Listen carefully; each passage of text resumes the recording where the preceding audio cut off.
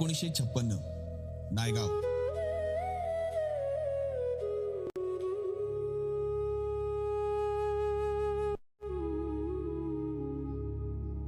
महाराष्ट्र आणि तत्कालीन आंध्र प्रदेश सीमेजवळचे नांदेड जिल्ह्यातील एक छोटेसे गाव.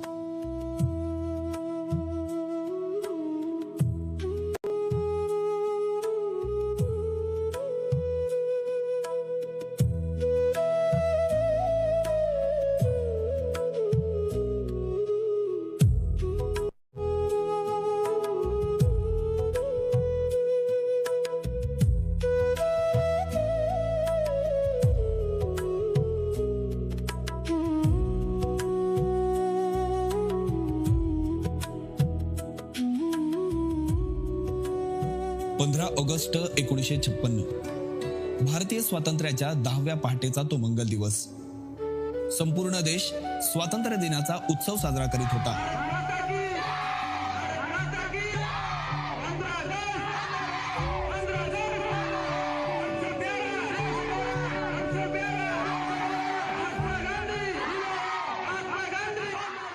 त्याचवेळी श्री बळवंतराव चव्हाण आणि सौ कलावतीबाई चव्हाण यांना एका आनंद पर्वाची चाहूल लागली होती.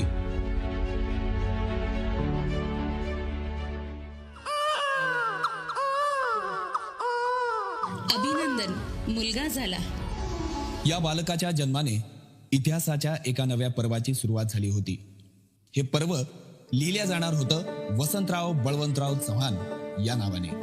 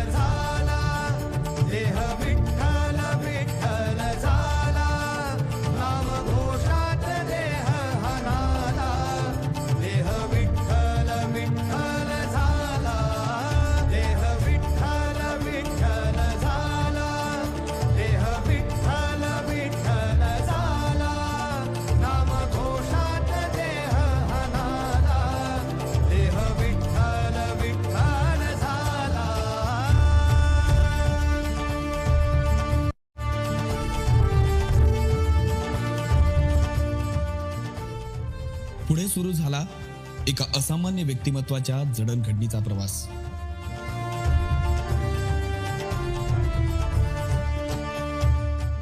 संघर्षातून सामर्थ्यवान बनण्याचा प्रवास.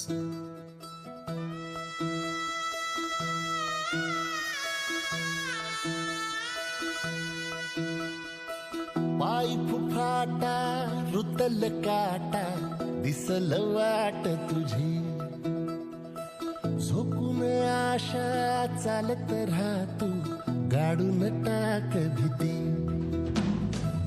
पाय फुफाटा रुतल काटा दिसल वाट तुझी, झोकून आशा चालत राहतू गाडून टाक भीती. मागू नको आधार शोध तुझं तू दाड घालू नको तुझा कुणाला, तुझ्या हातीन दोर जरा लागू दे जोर तुझा दिसू दे रंग जगाला. थोर पुढं तू सोड निराश, तुझा तुला तू दे दिलास, तुफान पेटू देऊ. वडिलांचा लोकहिताचा वारसा जपत जनतेचा विश्वास संपादन करत वसंतरावांनी सरपंच पदापासून विधानसभेपर्यंतच्या प्रत्येक जबाबदारीला लोकसेवेचे नवे आयाम दिले.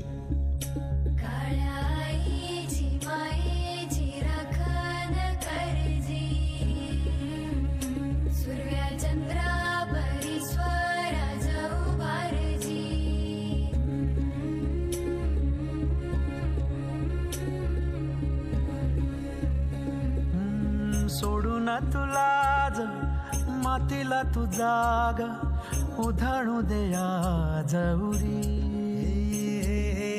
उजाडू दे आज साकड हे माग होऊ दे पहाट नवी आता होऊन जाऊ दे साऱ्या जगाला पाहू दे पडू दे पाऊल जरी काट पाया खाली लाकड्याला येऊ दे पडू दे पाऊल मोठी लढाई र लढू मातीसाठी र गड्या मनगटाच जोर लावून दाटला जरी अंधार एकजूट हो आज दिवा देऊ तेज धावून तू आभाळ आभाळ वादळ तुझं तू राजा आसमानीच बळ दाबली तू आभाळ आभाळ वादळ तुझं तू राजा आसमानीच बळ दाबली असं म्हणतात, देव ज्याला सामर्थ्य देतो त्याच्याच वाट्याला मोठी आव्हानही येतात. सन 2024 नांदेड जिल्ह्यातील लोकसभेची निवडणूक. सर्व समीकरणं प्रतिकूल असताना वसंतरावांनी पक्षाचा झेंडा स्वतःच्या खांद्यावर घेतला. प्रकृती साथ देत नसतानाही जनहिताच्या ध्यासाने त्यांनी हे आव्हान स्वीकारले आणि जनतेच्या बळावर रणांगणात उतरले.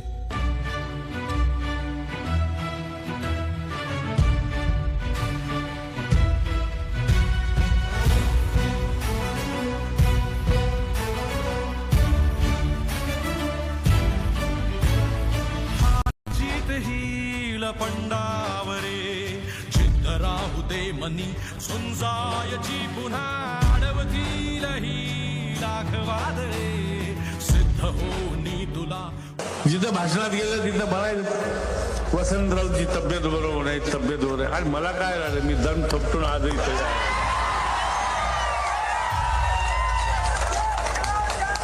एवढ्या कुस्तीला एवढ्या आजही कुस्ती खेळायला तयार आहे. मला काय, पण ही अफवा त्यांना गॅरंटी नाही, त्यांना गॅरंटी नाही निवडण्याची.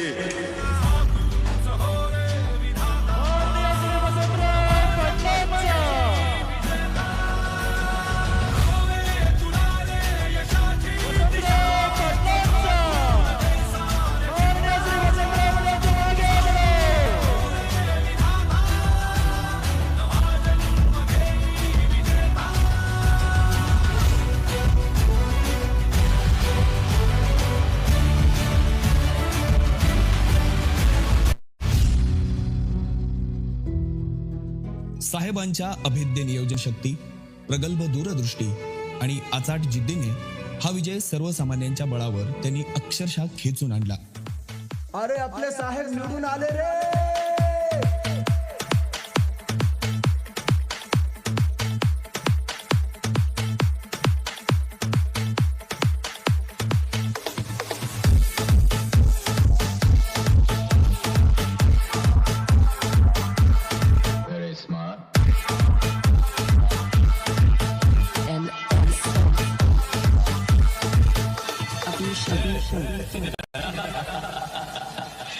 मुझे पसंद करने वाले करोड़ों लोग हैं उससे बोल हिम्मत उठा वसंतराव पाटील तुम आगे बढ़ो. अरे दीवानो और ये श्री वसंतराव पाटील. अरे वसंतराव पाटील तुम आगे बढ़ो.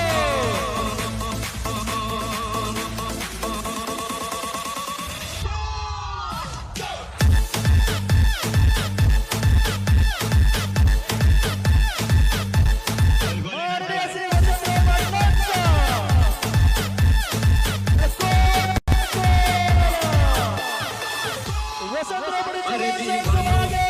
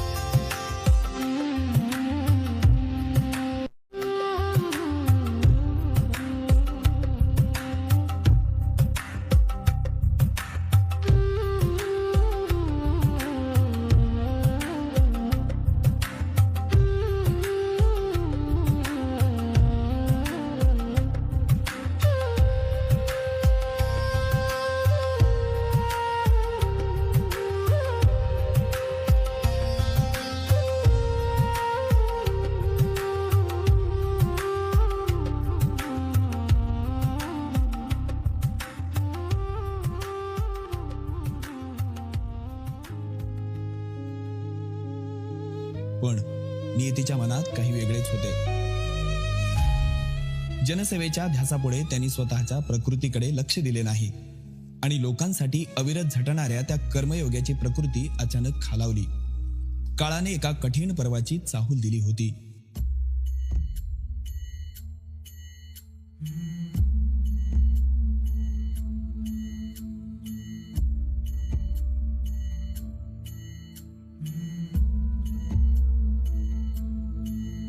हेची येळ देवा नका नका मागे घेऊ,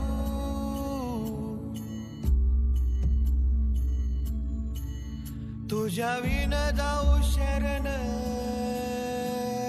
शरण कुणा.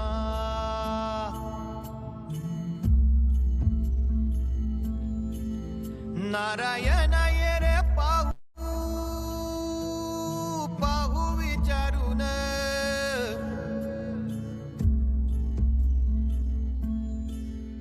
तुझं विण कोण आहे कोण आहे मज.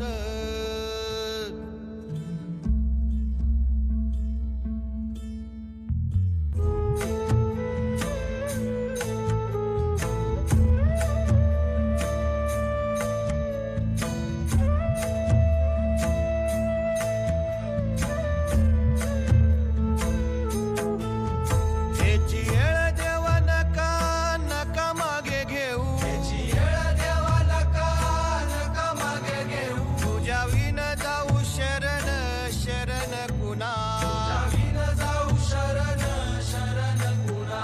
नारायण ये रे पाहू पाहू विचारून, नारायण ये रे पाहू पाहू विचारून, तुझं विन कोण आहे कोण आहे मज.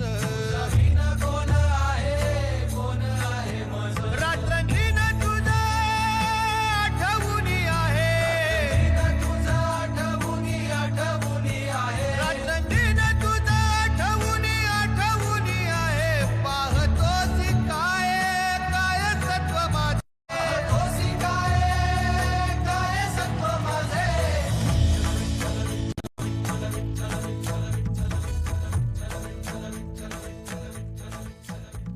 26 ऑगस्ट 2024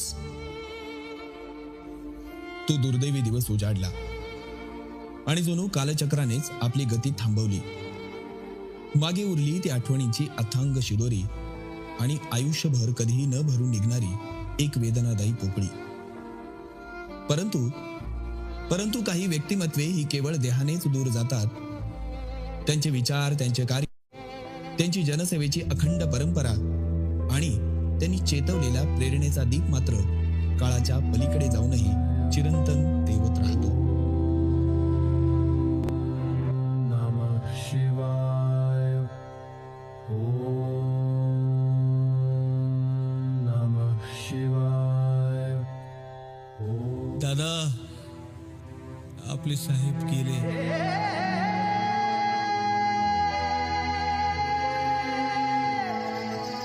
माझे साहेब गेले, माझा विठ्ठल हरपला.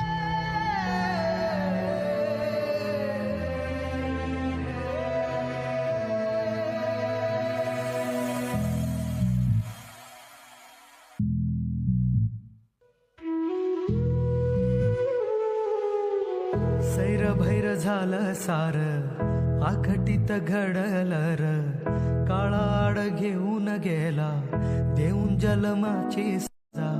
देवा कसा फासयो तुझा र, देवा कसा फासयो तुझा.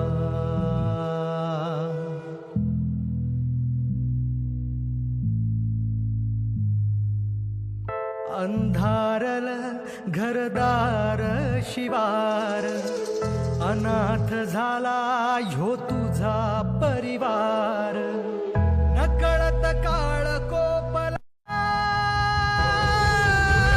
सैर भैर झालं सार आखटीत घडलं, काळाड घेऊन गेला देऊन जन्माची सजा. देवा कसा फासयो तुझा, देवा कसा फासयो तुझा, देवा कसा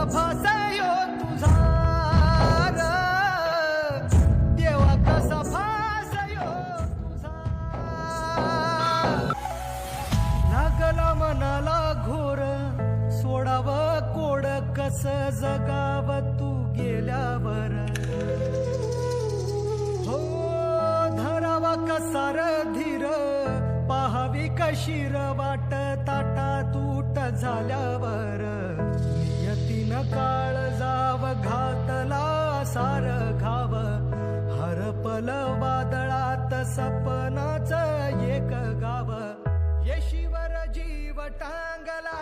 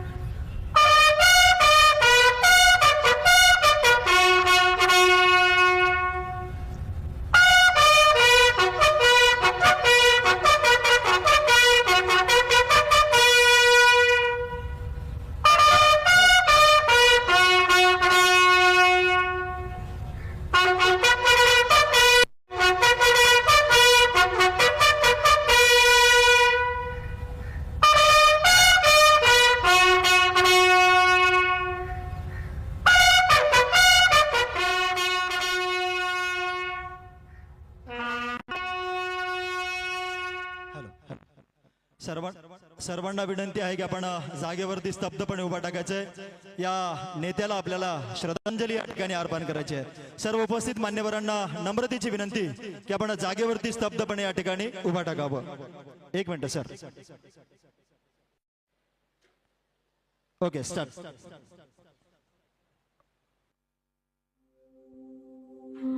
अरे काय झालं असं निराश का बसलात? हा देह रूपाने मी तुमच्यात नसलो तरी रवींद्र आहे. आमचे संपूर्ण चव्हाण कुटुंबीय आहेत. त्यांच्या रूपाने माझे विचार माझे कार्य निरंतर चालू राहील. जिथे जनविचार असेल जिथे जनसेवेचे कार्य असेल एखाद्या माणसाच्या डोळ्यात आशेचा किरण असेल तिथे मी सदैव तुमच्या सोबत असेल. काळजी करू नका. देवा कसा भासायो तुझा देवा कसा रेट ओम शांती ओम. सगळ्यांनी खाली बसायचंय. सन्माननीय खासदार साहेबांना मंचावर बोलवतोय आणि या कार्यक्रमाच्या निमित्ताने या प्रसंगी आपण आपलं मनोगत व्यक्त करावं अशी विनंती करतोय. वाल्मिकींनी रामायण लिहिलं. त्या रामायणाचा आधुनिक गीतांमध्ये अनुवाद गदिमांनी केला आणि गीतरामायण गदिमांनी अजरामर केलं. त्या गीतरामायण लिहिताना गदिमांनी पहिलं गीत जे लिहिलं त्या पहिल्या गीतातल्या ओळी फार सुंदर आहे. ते असं म्हणतात, पुत्र सांगती चरित पित्याचे ज्योतीने तेजाची आरती. पुत्र पित्याचं चरित्र सांगत असताना आपण दिव्याने जणू काय सूर्याची आरती करतो आहोत असा तो प्रसंग आहे. आणि मला वाटतं हे पुत्र आपल्या सूर्या एवढ्या आभाळा एवढ्या महान आणि लोकसेवेचा आयुष्यभर वसा घेतलेल्या पित्याविषयी बोलतील आदरणीय खासदार साहेब.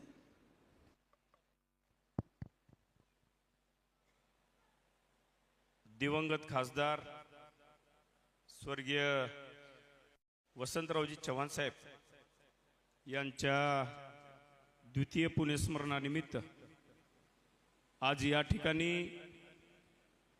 हबप पठाडे महाराज त्यासोबत आशीर्वाद देण्यासाठी गुरुद्वारा तख्त सचखंडचे बाबा बलविंदर सिंगजी मंचावर हजेरी लावून गेलेले अनेक गुरुवर्य यांना प्रथम वंदन करतो.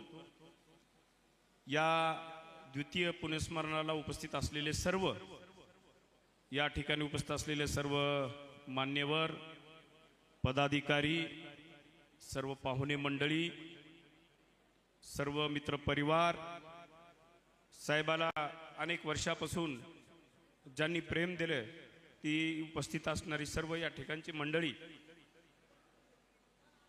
आज प्रत्येकाच्या आयुष्यामध्ये वडिलांचं महत्त्व वडिलांचं स्थान खूप महत्त्वाचं असतं. वडील आपले मार्गदर्शक असतात. वडील आपले मित्र असतात. अडचणीच्या काळात सर्वात कोणाची जास्त आठवण येते म्हटलं तर आपल्याला आपल्या वडिलांची. कारण त्यांनी लहानपणापासून जे आपल्याला मार्गदर्शन केलेलं असतं ते वडील गेल्यानंतर निश्चितच जेव्हा आपण अडचणीच्या काळात असतो आणि जेव्हा मागे फिरून बघतो तेव्हा आपले वडील दिसत नाहीत, तेव्हा मात्र खूप महत्त्वाचं गरजेचं वाटतं की वडील असायला पाहिजे, कारण वडिलांचं छत्रच तसं असतं. मागच्या वर्षी कैलासवासी बळवंतरावजी चव्हाण आणि कैलासवासी वसंतरावजी चव्हाण यांच्या पुतळ्याचा अनावरण सोहळा पार पडला आणि त्या सोहळ्याला आपल्या प्रचंड मोठ्या समुदायाच्या उपस्थितीमध्ये तो सोहळा देखणा झाला आणि त्या सोहळ्यानं आम्ही चव्हाण परिवार निश्चितच भारावून गेलो. माणसं अजमार होतात, पण त्या ठिकाणी कैलासवासी बळवंतरावजी चव्हाण असतील, कैलासवासी वसंतरावजी चव्हाण साहेब असतील, त्यांची जी धनदौलत आहे, त्यांनी जे कमावलेलं आहे, ती ही सर्व आपली जनता, ही माणसं आहे, माणुसकी कमावलं आणि आज म्हणूनच ते आज अमर ठरले. निश्चितच त्यांनी त्यांच्या वडिलांच्या पुण्यस्मरणानिमित्त सप्ताह केला. अखंड हरिनाम सप्ताह 12 वर्ष एक तप सप्ताह त्या ठिकाणी चालला, पण कोविड आलं, कोविडमुळं तो सप्ताह त्या ठिकाणी थांबला. नंतर स्वर्गीय वसंतरावजी चव्हाण साहेबांचा वाढदिवस 1 दिवसाच्या कीर्तन सोहळ्याने आम्ही साजरा केला. पण आज त्यांनी दिलेली दिशा, त्यांनी दिलेलं प्रेम आणि त्यांनी जे आम्हाला सांगितलं आणि त्यांच्या पावलावर पाऊल ठेवून या ठिकाणी आमचाही प्रयत्न आहे. अखंड हरिनाम सप्ताहाचे मोठे मोठे सोहळे घेतले, पण आज 1 दिवसाच्या कीर्तनाच्या रूपानं आजही वारकरी संप्रदायामध्ये हा कीर्तन सोहळा याही पुढे ठेवण्याचा आमचा सर्वांचा मानस आहे. आज निश्चितच आपण आमच्या विनंतीला मान देऊन आपण सर्वजण आज या द्वितीय पुण्यस्मरणानिमित्त आपण सर्वजण उपस्थित झालात. मी आपल्याला सर्वांना निम्र विनंती करतो की हा कार्यक्रम झाल्यानंतर सर्वांनी महाप्रसाद घेतल्याशिवाय कोणीही आपण जाऊ नये, ही नम्र विनंती माझ्या वतीने, माझ्या समस्त चव्हाण परिवाराच्या वतीने या ठिकाणी करतो. आणि निश्चितच याही पुढे आम्ही संपूर्ण चव्हाण परिवार निश्चितच आपल्या सेवेमध्ये सदैव हजर राहू, एवढी या ठिकाणी अभिवादन देतो आणि थांबतो. जय हिंद, जय महाराष्ट्र.